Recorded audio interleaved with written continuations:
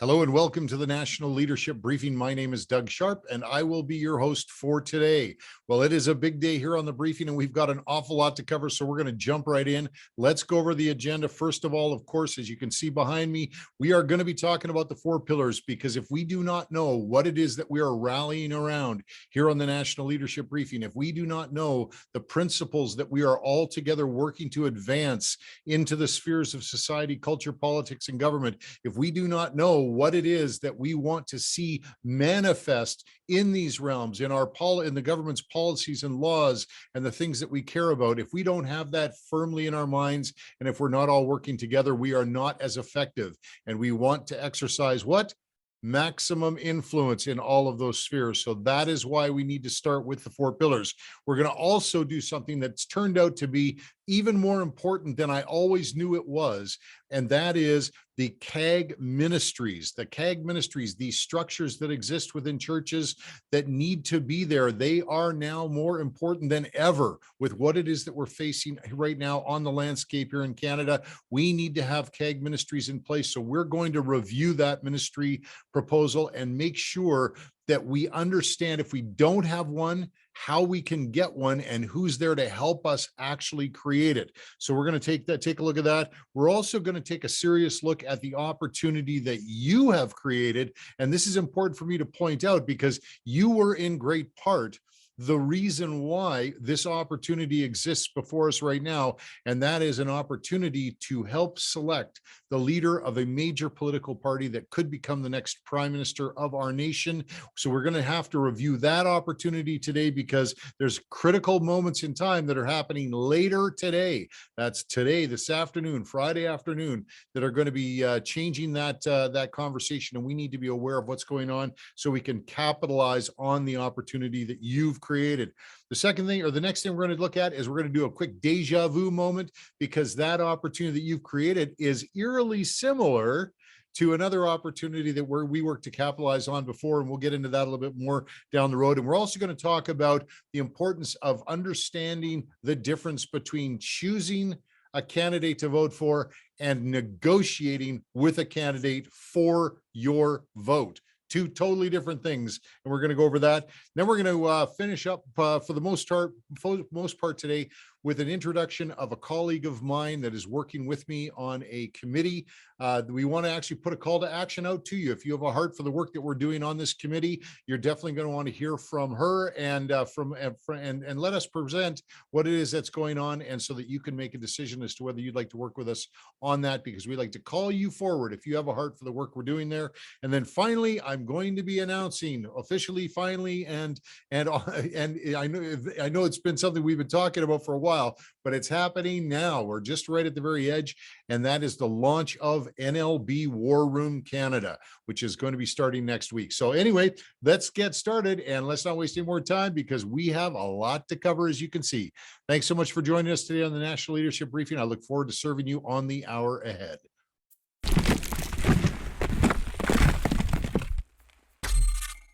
These are the things that we believe in. First, that parents have the right to raise their children the way they want. Second, that those we elect to serve us in civil government must respect and defend our right of belief and freedom of religion. Number three, that the laws and policies of civil government must provide for the safety and security of the citizens, especially the vulnerable among us. And number four, that it is inappropriate to heap debt upon the backs of our children and future generations. They came from you. They're your pillars. They're the things that you believe. All right. Well, of course, those are the four pillars. And that is, as I said in the introduction today, those are the things that we rally around. And they're articulated in a very specific way, because they, in fact, do represent many of the values that we share. As we come together, I know that we can look across rooms and through the cameras into each other's on Zoom calls and things like that. We can know that all of us share the same common desire that parents should have the right to raise their children the way they want, that they should be able to raise their children with the same faith and in the same traditions that they were perhaps raised in. We believe also that those we elect to serve us, and so critically these days when we've been recently just turned on by our parliamentarians, it's important that our parliamentarians and our elected officials know that our right of belief and freedom of religion are things that they need to respect and defend. So it's not good enough for them just to respect them. They need to rise out of their seats in the legislatures and in the House of Commons, and they need to stand in defense of them when they are under attack, as they are these days. We also believe that the policies and laws that are enacted by all levels of government must truly provide for safety and security of vulnerable citizens. And of course, this is a major problem here in Canada, as so many of you already know, that when the current government of the day continues to just print money and continue to bury our children in debt, that is inappropriate for them to do so, and that is not fiscal policy that we support. So all of these things, it's one thing to say that we are advancing them and rallying them around them, but what does that really mean? Well, it means what it means to me, and what I'm hoping that you'll duplicate out there is that you will hold that out as the standard in front of all of those individuals that you run across. That if you run across a candidate who is asking for your support, that you will say, look, these are the things that I believe in, and this is what I require of you. I need to hear you make commitment statements with regard to these principles. So what have you got? What are you offering? Because this is not, you can talk about all the things you want to talk about, but I want to talk about this. Or what about if a legislative proposal comes up in the House of Commons and you're having trouble figuring it out as to what it really means for you as a person of faith? Well, if you look at those public policies or those legislative proposals through the lenses of these pillars, you'll very quickly see that whether it's something you should support or not support based on your values. Let me give you an example. Bill C-4. Bill C-4 was a bill that went through the House of Commons. We just experienced it. We just had our parliamentarians completely surprise us and shock us when they rammed it through the House of Commons into the Senate, and through the Senate made it law without any consultation from Canadians at all. And I'm talking about all parliamentarians from all parties. This is the crazy thing about what happened. If you don't already know the story, the truth is that we got hoodwinked by our parliamentarians, and we're going to make sure that never happens again. But this is what they did. They actually did something that disrespected the authority of parents to raise their children the way they wanted, that disrespected our right of belief and freedom of religion, that did not, in fact, stand in defense of vulnerable people. In fact, I believe that that piece of legislation is going to harm people more than it's going to help people. And then finally, I can tell you that it is going to cost money to fix what the damage that they've done in the lives of the people that they're going to hurt with that legislation. Because this is what people don't often understand, is that there is ultimately always a financial cost and burden to the mistakes that government makes. It doesn't always just cost the lives of people, it costs money as well. So obviously this piece of legislation, if we look through that lens, that piece of legislation through the lens of the four pillars, it was very easy to see it wasn't anything that we could support in its present form, and it needed to be amended. However, again, our parliamentarians did not give us an opportunity to do that. So this is what we have to train ourselves to do. And the reason why we talk about the four pillars all the time is so that when we get shaken awake from a dead sleep in the middle of the night and somebody says, what's the first pillar? And you can immediately say that parents have the right to raise their children the way they want, that means that you are standing ready to defend any assault on parental authority that comes our way, whether it be in the form of a candidate that doesn't support that, or whether it's a legislative proposal, or maybe it's a local school board policy. And you can stand up and you can stand firm because you've taught yourself and trained yourself how it is to defend, to relate the principles that you care about and that you believe in, and defend them and fight for them, because that's where we're at right now. We're not fighting with people, but we are in a fight. We are actually in a confrontation of ideas and worldviews. And if these principles, if we effectively work together and stand in defense of these principles, then we will have a higher degree of influence, which is what we're trying to accomplish and achieve here on the National Leadership Briefing, is advancing these principles into the four realms: society, culture, politics, and government, to the most efficient and effective way we can.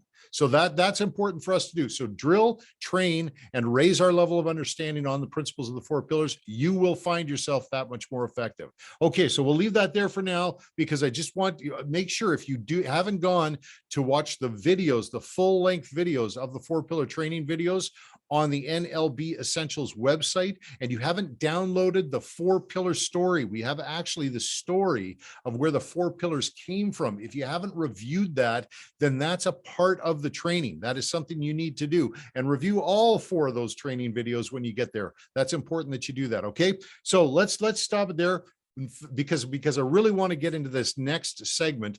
And to introduce the segment, though, I'm going to play a video that is on our website. It's under the menu tab on our website. So it's nlbcanada.ca. That's the website you go to. But there's a menu tab across the top that says CAG Ministries. And if you open up that menu tab, you're going to find the video that I'm about to show you. And the reason why it's so important you know where it is because I'm going to ask you to share it. And I'm going to explain that after we watch the video, but it's so important that we understand what CAG Ministries' roles are and why it is that they're so critically important now. Again, CAG, if you haven't been on the briefing before, if you don't know what that means, it stands for Citizen Action Group. And it's a ministry that we're encouraging all churches to install in their churches, because you're gonna need it. And I'm gonna explain more about that after we watch the video. So let's watch this introductory video. It is a video of a pastor who started a CAG, and I'm gonna tell you a little bit more about his story right after we return.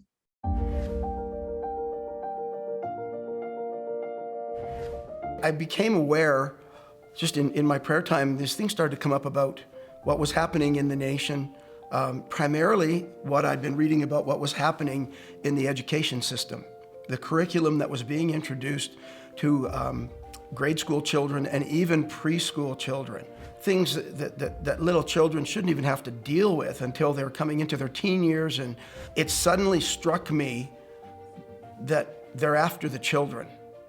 And by that, I mean those whose agenda is to teach a sexuality that is very contrary to what we have as a biblical or a moral worldview.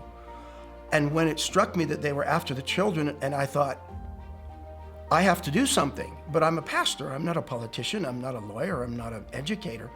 And I thought, well, what can I do? I can let our people know about this. And so I started to try and do a little bit more research, and I would check online for, this organization, Canada Family Action was one that I'd find out, okay, this is happening. ARPA was another one, Parents for Choice in Education here in Alberta. And what actually happened was I was starting to sort of get overwhelmed with all this information, because I'm a pastor. I've already got all the stuff that I have to do. And I was sitting there one morning and I said, God, I don't know what to do. Like, I don't know how to do all this. I can't keep up with this. And I felt like the impression that came to me was, there's a remnant of people in your church who have a heart to do this kind of thing. You need to find them.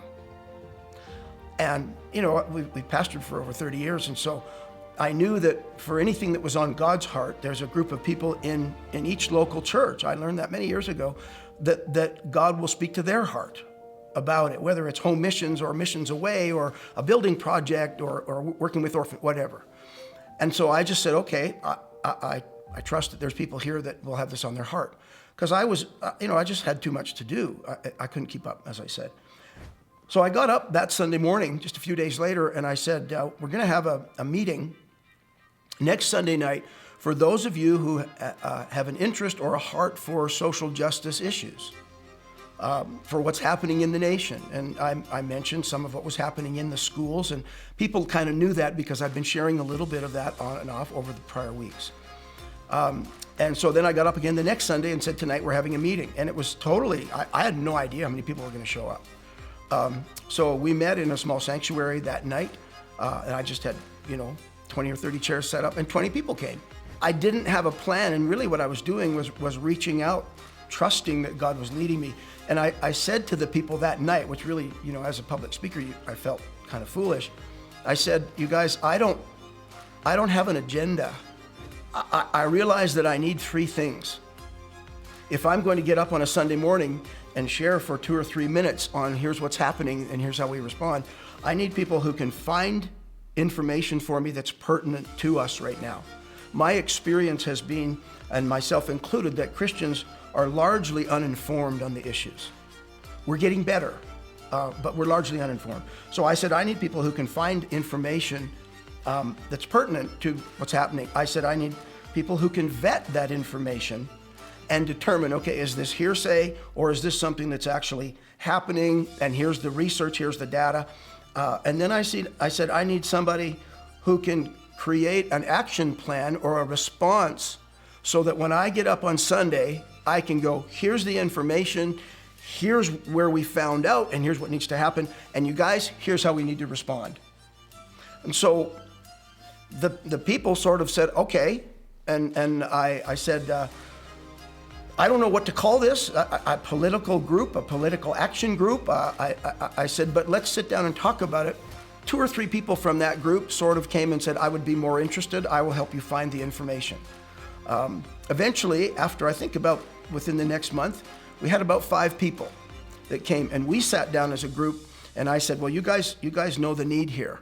I said, as a pastor, I just need somebody to help me with this information. So we're beginning to see this vision that God had about, that he gave to my heart, was how Christians engage and how Christians can be a voice and see something change in your city, in your province, in your nation. And the nice thing about it is, I'm not running this. I'm not making it happen. I'm not having to do all the work. They give me what I need, I inform the church, and then they take care of the rest. So I really want to emphasize that for pastors who are like, gosh, I'm not a politician, I'm a pastor, I'm here to help people's marriages and help them, that they don't have to do all the work. But I will say this, as pastors, we have the responsibility to help our people be salt. And somebody said to me, well, how, we shouldn't get involved in politics. Politics is a dirty thing, we should just pray. And I remember thinking this, Jesus said we're salt. Salt doesn't have an impact until it makes contact. And as Christians, we have to start making contact with our world, with our constituencies, with the nation. And I'm not a politician. I'm a pastor, so I don't try and be a politician because it's not my lane. But there are people in my church who have a real heart for that, and they have a heart for social justice and for one of the things that you've mentioned. And so they're training themselves and becoming, I don't know if you'd call us experts, but at least we're informed and engaged. So it's definitely easier for me because I'm not trying to change who I am. What God was able to do was to create something that empowered our people without me having to change and become something else. Okay, well, it's always a pleasure for me to share that video with others. Now, I want to ask you a question here before we go any further. If somebody that you came across had a solution to a challenge that you had, would you be benefited by just learning from their experience? And of course, in life, that is one of the major ways I learn, and maybe you find the same thing, is that if somebody's walked a road ahead of me and stumbled and fallen and tipped over into the ditch or run into a pothole or two, these are the people that I want to talk to, especially if I'm walking the same road they're on. And this is what's happened with this citizen action group ministry at this church, is that they started, as Pastor Craig related in the video, in a very humble way, just saying, I have a need, calling out, saying who has this on their heart, because believing that God, if it's important to God, it will be on the heart of someone in the church congregation. And then placing that need before them and just seeing who comes forward. And when those people come forward, allowing them to fulfill the need and serve the church family in this area that they're called to serve in. So he's walked this road before. He's actually, this video goes back a couple of years now. He's been now walking with his CAG ministry, the Citizen Action Group ministry in his church, for a couple of years, and has even more experience now than he had in the beginning. And they are in a place, I can tell you, where they're regularly meeting, where they regularly bring in speakers, where they regularly fulfill the responsibility of sharing information with their church family, and where they regularly, most importantly, have influence when it comes to the realms of society, culture, politics, and government, because they are aware, because the pastor is supported, because the pastor is not running around trying to be what he's not called to be, and he's allowing those in his church family that are called to serve in that area, serve the church family in that area, looking for those opportunities for them to actually advance the principles of the things that they believe in. And like we teach on the National Leadership Briefing, always looking to see if there's any threats on the horizon as well, and preparing to defend against those threats. So this is the reason why I brought this video back today, because I wanted you to see that there is a CAG ministry in Canada here that is fully functioning. Now, what I'm about to tell you next is really important, that if you don't write it down, then just remember it so that you can see it in the post-briefing notes today, is that this CAG ministry and Pastor Craig's team that he's built is led by a person who is willing to have you and your church family follow along with them on the road ahead. Not only can you benefit from the road they've traveled by looking back and reviewing the videos and taking a look at the information I'm going to share today, but if you want to actually track with them moving forward, and what I mean by that is that you can actually connect with them and be a part of their distribution list, and you can actually see what it is that they're doing. Take a look at how they're communicating to their church family. Take a look at the events that they have. They don't even mind if you participate in their events online. You can even join online when there's an event that's available that's being broadcast. They do monthly events with different speakers, constitutional lawyers, or citizens at large, or politicians. You can participate as well, but they're willing to walk with you to help you see how it might fit in your own church family and serve your pastor and serve your church family. And again, I'm saying this because it's really important that when we have these opportunities to learn from others, that we take full advantage of it if they have life experience in that area. Okay. And this is what this CAG ministry is willing to do, and the CAG ministry leaders. So I'm going to put contact information in the post briefing notes today for you to reach out to the CAG ministry leader and say, I want to track with you guys. Can you put me on your mailing list? And they'll put you on the email list, and you'll be able to see, again, all of the things that they're doing, so you can understand the feel and the communication style and everything else, and plug it into your own church. This is an important tool. I told you in the intro today, I always knew the CAG ministry was going to be important because of what was going on, but it's become even more important with the ferocity and the velocity of the things that are coming at us. Pastors are overwhelmed. Church leaders are uninformed because they just can't get to it. And there's a way of calling out the people that are called to serve, and it's within the structure of a CAG ministry. And I know your church is going to benefit from having one. So bless you in connecting with these people that I'm going to provide you the information today in the post briefing notes. Okay. So thanks for letting me share that again. That's CAG ministry videos. Okay. Moving on, we're going to take a look at the opportunity that you helped create. If you have just joined the National Leadership Briefing, then you can be proud to be joining the group of people that you're joining on this call, because what's happened is they have recently exercised influence as constituents and gotten in touch with their members of parliament to initiate a change on the political landscape. We had a big concern, as I mentioned earlier on in the briefing today, with how Bill C-4 was handled in the House of Commons.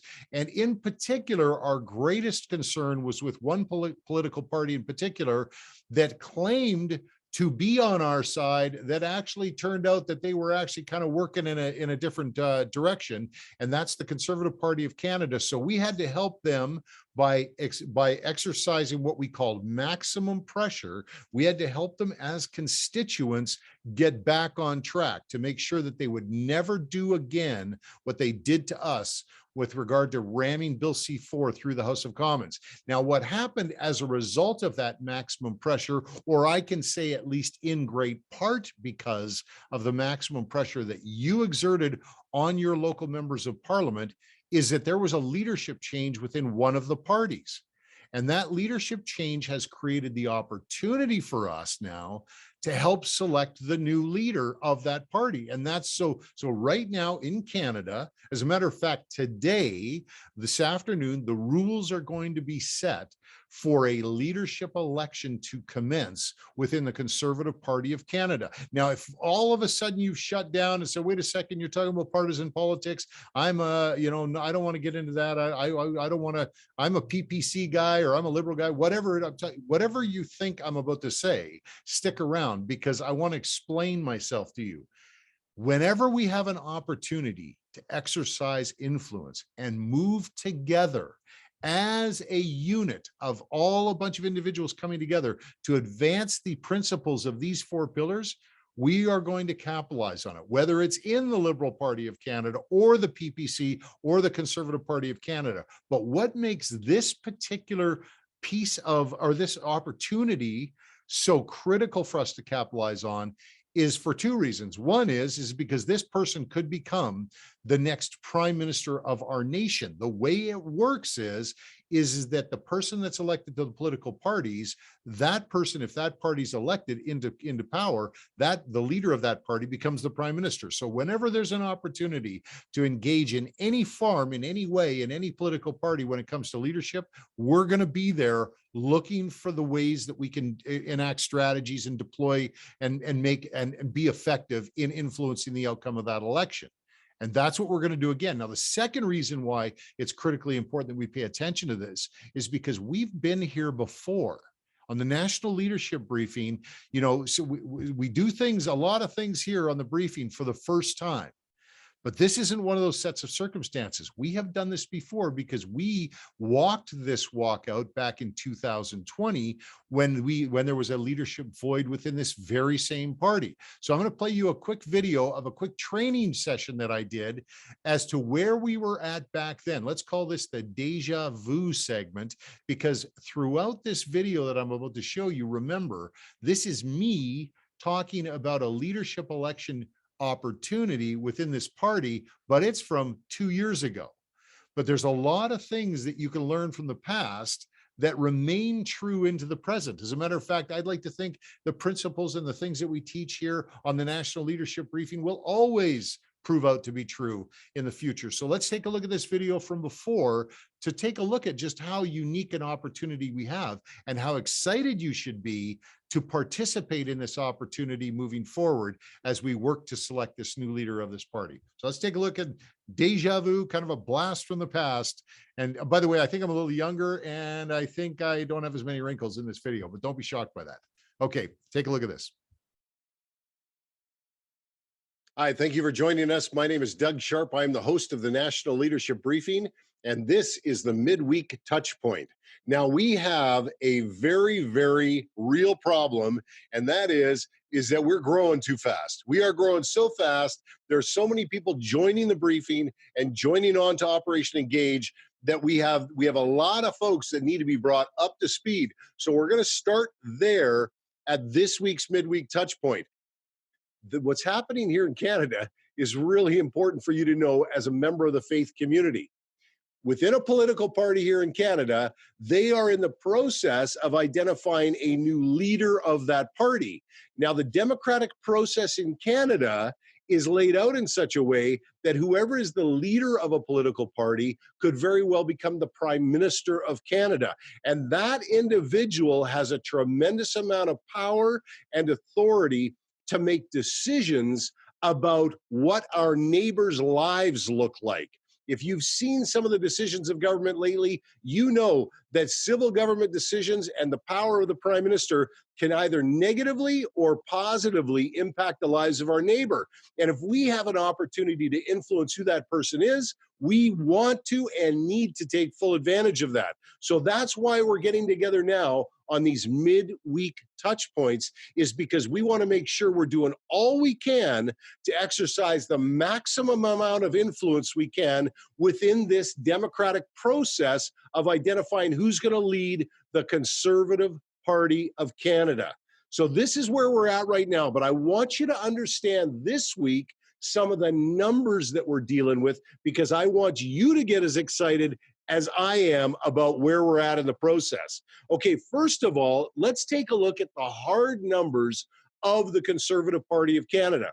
If you take a look over here, this is the Conservative Party of Canada membership numbers on day one that we started talking about influencing the decision of who is going to become the leader of that party. On day one, there were 200,000 members within that party.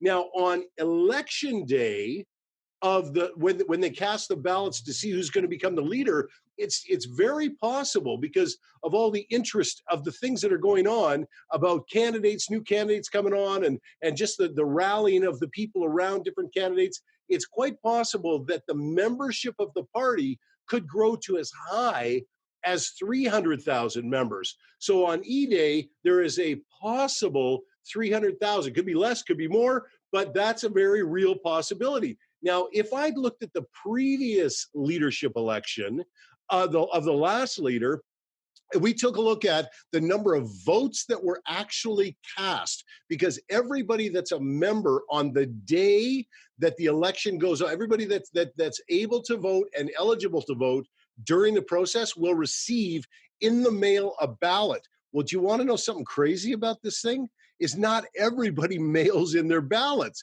I don't know. I mean, I can't figure out, man, if somebody gave me an opportunity to vote for who was going to become the leader of a political party and that person could become prime minister, I would definitely mail in my ballot. But the reality is not everybody does. As a matter of fact, as few as 150,000 people could be mailing in their ballots of the potential 300,000 ballots that are out there. So the total number of people that are going to decide who could possibly come the next Prime Minister of Canada is really only 150,000 people. Now, we've got 38 million people in Canada. I know that's kind of a scary thought that only 150,000 people are really going to pick this person, but it's true. Those are the numbers. Now, I want to show you why we're getting so excited here on the National Leadership Briefing and with this Operation Engage, is because on day one of the National Leadership Briefing, when all of this came around, when we looked at this and saw this opportunity on the horizon for us to exercise our influence as part of this process, we had over 1,000 individuals and organizations that were already on the briefing. They were people that were meeting with us once a month. We get together for 1 hour once a month, and we talk about how we can raise our influence in society, culture, politics, and government. We're looking for opportunities. That's why we get together. We get together and just meet quickly for an hour, and then we say, look, what are opportunities out there? How can we advance our ideas in these spheres? How can we all work together and use our combined voice to actually have greater influence in these spheres? That's why we get together. Well, on day one, we had 1,000 individuals and organizations. Now, maybe they were individuals who had made commitments to serve their church by providing them information. Maybe it was moms, dads. Maybe it was business owners. Maybe they're organization owners that have a network across the nation with thousands of people in it. We had all sorts of different people on day one. Now, what's interesting about that number, though, is that of the people that they serve or have the potential to influence, we had somebody in our office actually take a look at the numbers and take a look at all of the different people and add up what the potential market was of influence that we could actually penetrate with our information. And on day one, it was over 900,000 people. So one person could maybe look around and say, well, with the people I know and the friends in the neighborhood and my family and all that, maybe I could probably touch about 200 people. But there are organizations, like I say, that have more, and there's some that have less. But overall, it was over 900,000 people became our potential marketplace. Well, Operation Engage, our goals are very modest. I mean, we're not pie in the sky people here. We're being very realistic, and we're looking at penetrating that market between 10 and 15%. 10 and 15% penetration of getting the message out that we can have influence within this conversation of who will become the next Prime Minister of Canada works out to between 90,000 and 180,000 people are going to be touched with our information. And those are the people that are going to receive the ballots and be able to cast their vote on E-Day and make the decision as to who will become the next leader of the party. So how do we achieve that goal? It's real simple. Every single week between now and the deadline for casting your ballot, we are getting together and we are just taking a look at where we are. We're inviting new people on the calls. We're inviting new people to join us on the briefings and on the midweek touch points. And we're telling them that we're doing this. That's all we're doing. And we're looking for people that share our views and values. Don't go out there and try and sell somebody on your ideas. If somebody already believes that parents should have the right to raise their kids the way they want, then that's somebody that should be on this call. If you already know somebody who requires elected officials to respect their right of freedom of belief and religion, they should be on the call. If you know people that believe it's important that the laws and policies of civil government take care of the vulnerable people within our communities, then they should be on the call. And of course, if you know parents, they are the bedrock, the foundation of who we're talking to out there, because they're really concerned about the amount of debt that's being heaped on the backs of our children and future generations. They should be on the call because we're looking for a candidate who is going to advance those ideas and protect our right of belief and protect our children and the vulnerable on the road ahead. So you invite them onto the call, you invite them to join us once a week, you invite them on the National Leadership Briefing, and we get our ballots and we make our decision on E-Day. Well, I hope you're as excited as I am about the possibilities, thinking that we could actually take everything we learned from the last time that we went through this process and apply it to this time in this process that we have in front of us now. I mean, it was a fantastic thing that we all accomplished last time. Believe me, that was so successful, but we fell a little short of our mark because we didn't quite get over that second vote hump. I don't know if you guys were, if you're just kind of vague on remembering, we almost won that with a person who had committed to all four of the pillars as part of their platform. Let's remember that we advanced our conversation into that conversation very successfully last time and just came up slightly short and ended up with a leader that was not going to respect the authority of parents, would not respect right of belief and freedom of religion, did not have an interest in passing laws and policies that truly would protect the vulnerable. So we did come up a little short. But now we've learned. Now we're so much stronger and we're so much wiser than we were last time. So we're going to be capitalizing on that experience that we've had moving forward. Now, one of the things that I wanted to talk about today with regard to capitalizing on our experiences, because we had the experience last time of course, the excitement of this whole leadership race. We have a political party that is going to pick a new leader. And again, it's exciting to think that this person could become the next Prime Minister of our nation. So everybody gets excited in our community. When you present this as an opportunity, they get excited, and rightfully so. But sometimes we tend to rush out there in haste to choose a candidate. And so I get a lot of calls. This happened last time. It's already happening this time, where I get a lot of calls going, "Hey, well, what do you think about this person? Or what do you think about that person?" And I just go, "Hey, wait, we're not there yet." This is my counsel to you today, is that for me, myself, and what we're going to teach on the National Leadership Briefing is we're going to teach that all of the candidates, who they are and what they're all about, it's okay to get to that point and really analyze and assess them at some point in the contest. But right at this point in time, we are in the onboarding phase of the process. In other words, as you saw by those numbers, we ourselves need to duplicate ourselves by going out there now and gathering together as many people as we can that share our views and values from all across our nation. And we need to get strategic about that. We need to actually invest our time and energy in growing the number of people within the body that is going to vote for the leader of this party. And we need to grow the number of people that share our views and values. The way we do that is by introducing the opportunity to them. So I know you want to run out there and put your tag on this guy and how much you like that gal, and everybody's excited about that. I don't want to hold you back, from all the excitement.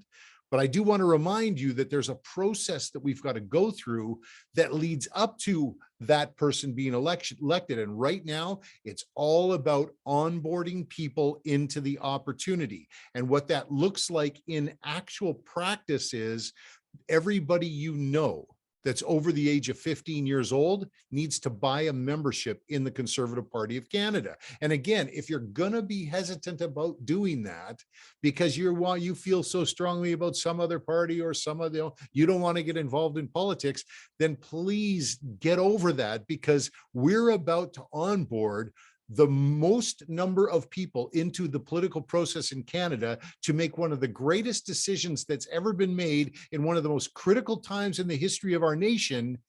And what you're telling me is you're going to sit on the sidelines because you don't want to be a member of a political party. Okay, you got to get over that. You got to get over that, because the only way to participate in this process is to join the political party. So jumping in and bringing everybody you can with you that shares your views and values is the critical first step.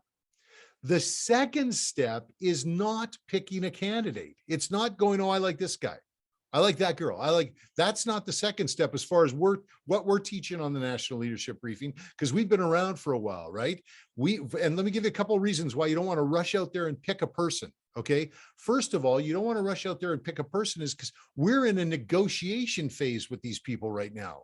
So the minute you walk up and you go, you know what, this is my guy, this is my gal, then all of a sudden, all our ability to negotiate for the things that we want to see advanced into the contest or into the conversation become lost.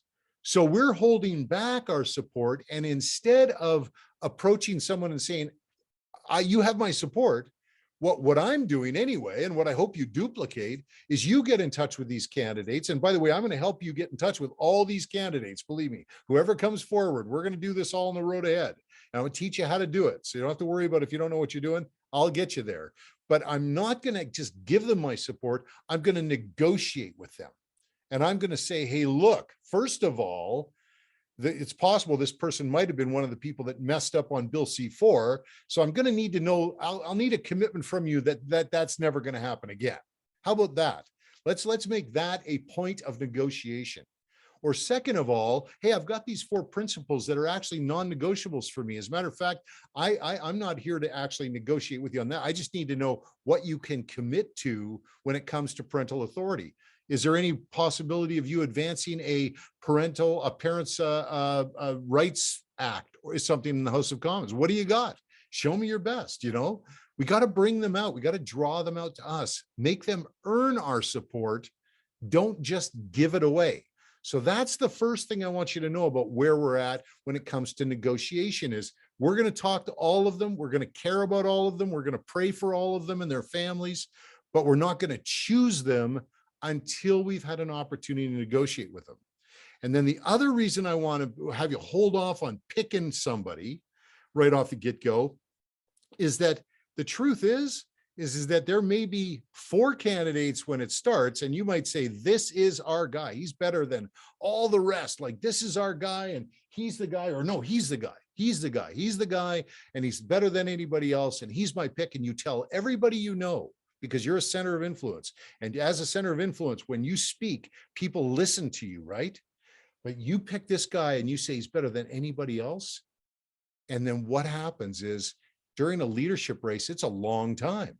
These guys are in political warfare. It's a blood sport for them.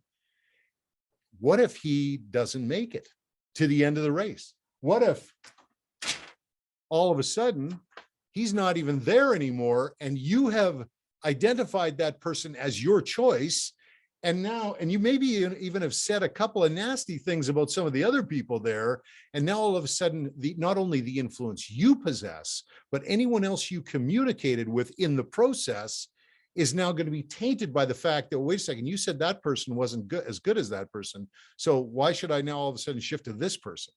So you can hold off a little bit on, again, giving it all away, giving your support away, and let's take advantage of this opportunity to let the candidates come forward, let them declare their positions and platforms, and start negotiating with them on what it's going to take for them to earn your support without you just giving it away. Okay, so that's a point I wanted to make about negotiation and what we're going to be doing here on the National Leadership Briefing as we onboard as many people as we can into the process. And we're going to finish up today on the briefing with some exciting news about how we're going to help you onboard massive numbers of people. It's going to be the greatest onboarding of people of faith into a political conversation that has ever happened in the history of our nation. That is what we're about to experience.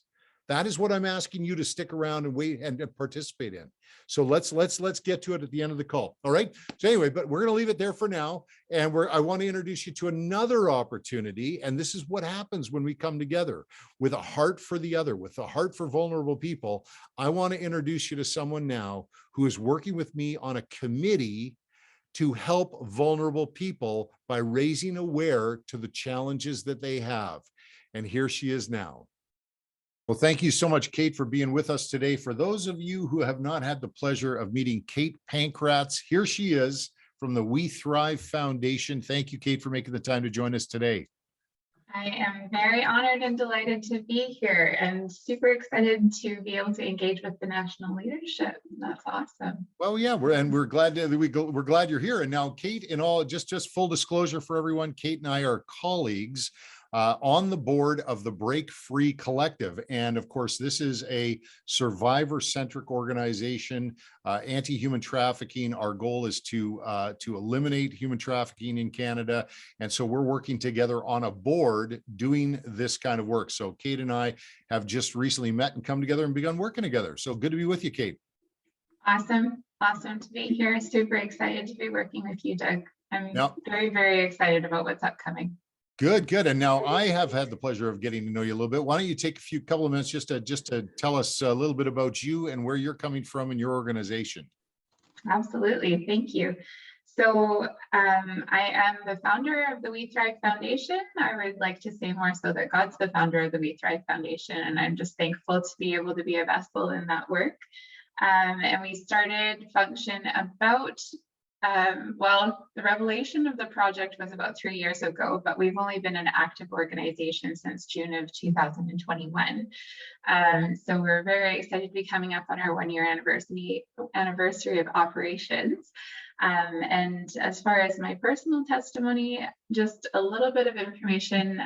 Grew up within the church, was very thankful to be a part of an amazing Christian family, very dynamic, and but I was not personally human trafficked, but I was exposed to a lot of sexual exploitation as a child within a group of people that should have been considered safe people for my life as a child. So it has created within me an awareness of just the great need that there is for protecting the vulnerable, not just within our greater community, but within our churches as well, and within areas that we would consider to be safe places for our children and our vulnerable. So, yeah. Wonderful. Well, thanks for sharing that. And thanks for sharing the message that we have for everyone today, because you and I, this is a call to action. We're actually putting out the word on something you and I are working on. We've got a committee that we formed with the Break Free Collective, the work that we do there, the anti-human trafficking work that we do there. Why don't you tell us a little bit about the committee and share with everybody what the call to action is today? You are so gracious. So I love that there's an invitation for me to share about this one that was your brilliant idea. So I just want to be clear about that.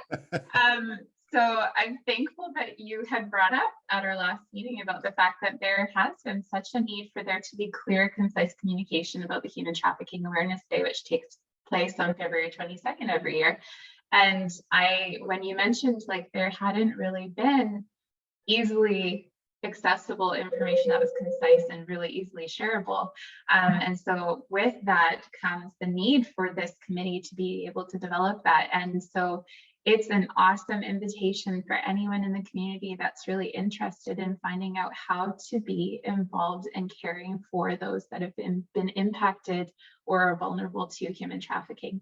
And I think that sometimes, Doug, people have this perception that they need to know a lot about the issue before they can really help to care for someone that's in a situation like that. But I would say if someone has compassion and if someone is passionate about the safety and care of people, then this is the perfect place for them.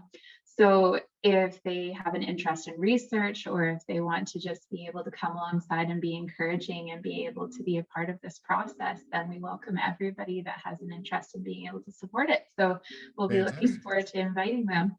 Yeah, that's fantastic, because this committee of the board with the Break Free Collective over the course of this next year, we're going to be preparing to raise to the maximum level of awareness human trafficking, National Human Trafficking Day on February 23rd. So everyone who's on the call today, again, if you have the heart for the vulnerable, or if you have an interest or want to participate, if maybe you're just somebody called to prayer and you want to actually join the committee so that you can pray along with our work on the committee, we'd love to hear from you. Now, what we're going to do is we're actually going to have you get in touch with Kate directly. So Kate, can I get a one-pager from you that we can share with people at the end of the call? We have these post notes that come out at the end of every briefing, and they're going to be sent to everybody by email. If you give us a one-pager with your contact information, can I encourage them to get in touch directly with you? Absolutely. We will be excited to connect. And yeah, if they have any questions, happy to answer it, and just looking forward to that for sure. Fantastic. And you know what I'm going to, just for everybody on the call today, just so you know, when you have a brand new organization with a big mandate like the one that We Thrive has, that Kate has taken on here, I've got to tell you that expenses, they happen. And so Kate, I'm going to ask you, please put a link and give some direction for everybody here, that if they want to partner with your organization financially, that they have a way of connecting with you and figuring that out. Is that something you can do for us? That would be very gracious. Thank you. Awesome. Awesome. Well, thanks so much for your time today, Kate. Appreciate you stopping by. Thank you so much, Doug. Bless you. Well, again, that's Kate Pankratz of We Thrive Foundation. And please make sure you check the post-briefing notes to receive information about how you can get in touch with Kate if you're interested in serving on the committee. And also, if you want to partner with her organization, I know she'd appreciate hearing from you about that as well. If you'd like any more information, it'll be made available for you. Okay, we are on the home stretch. It is the final lap. Let's just break for this quick video and then come right back, and I will bring it on home and make sure we get you out of here right at the top of the hour. Thanks so much for your time. Back in a flash. It's time to wake up from our slumber and stand together, united as one. One family, one body, one church. We will not walk past the vulnerable. Say nothing, do nothing, and turn a blind eye.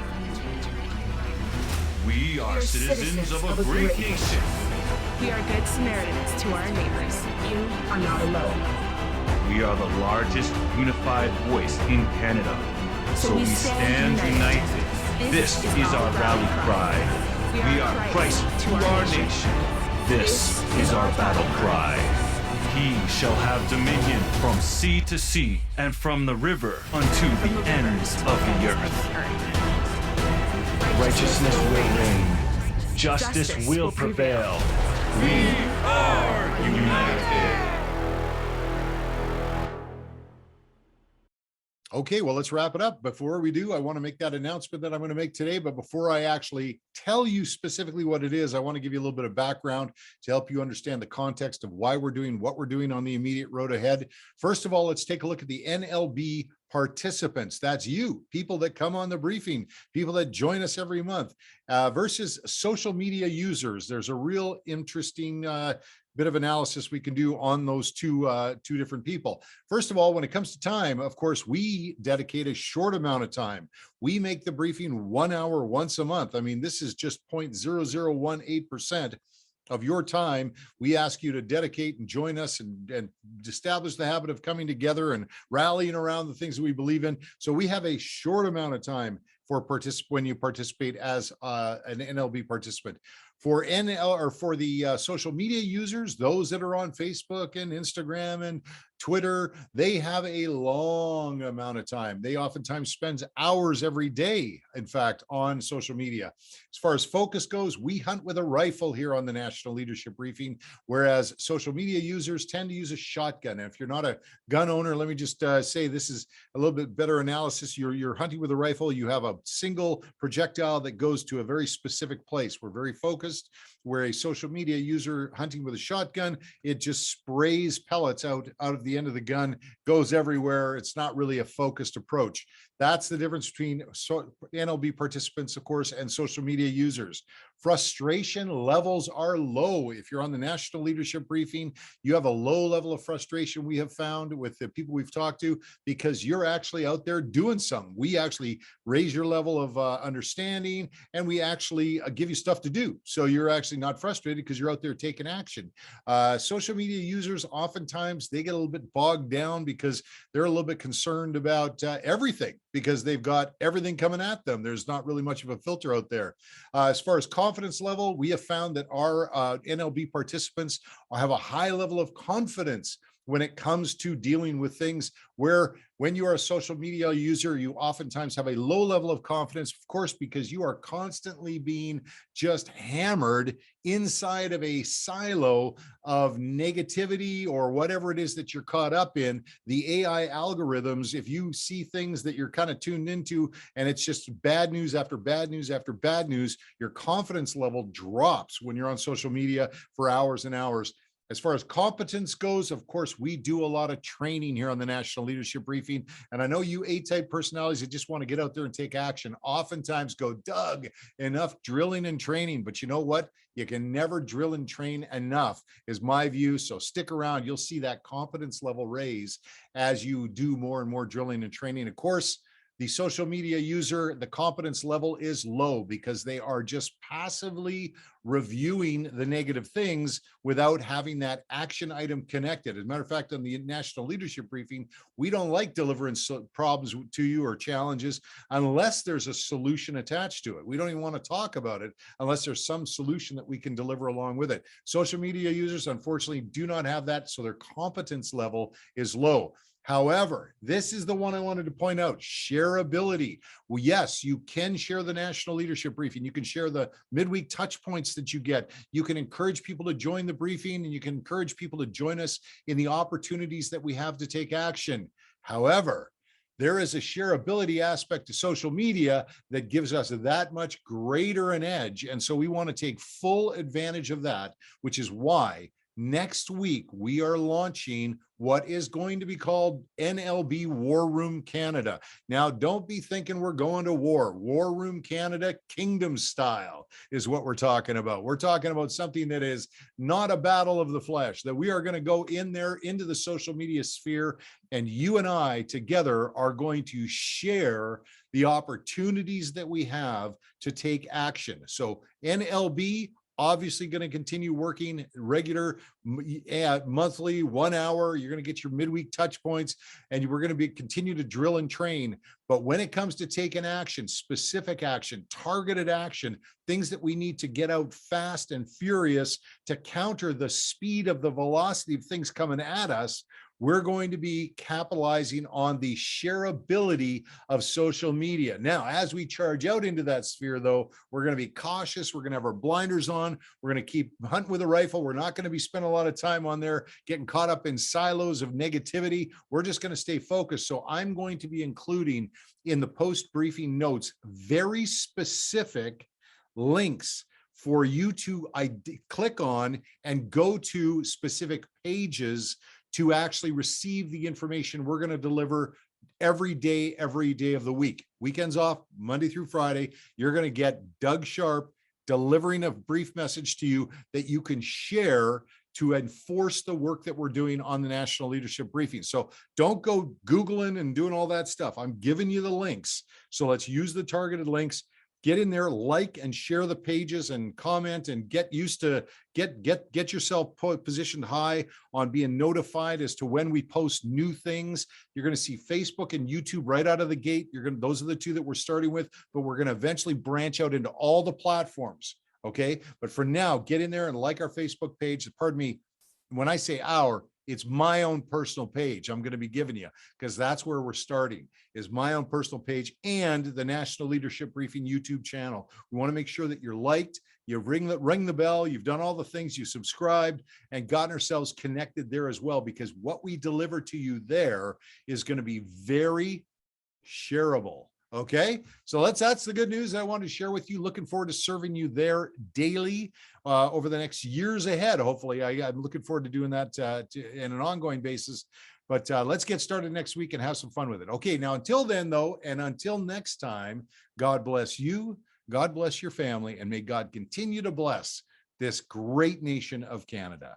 Bye for now.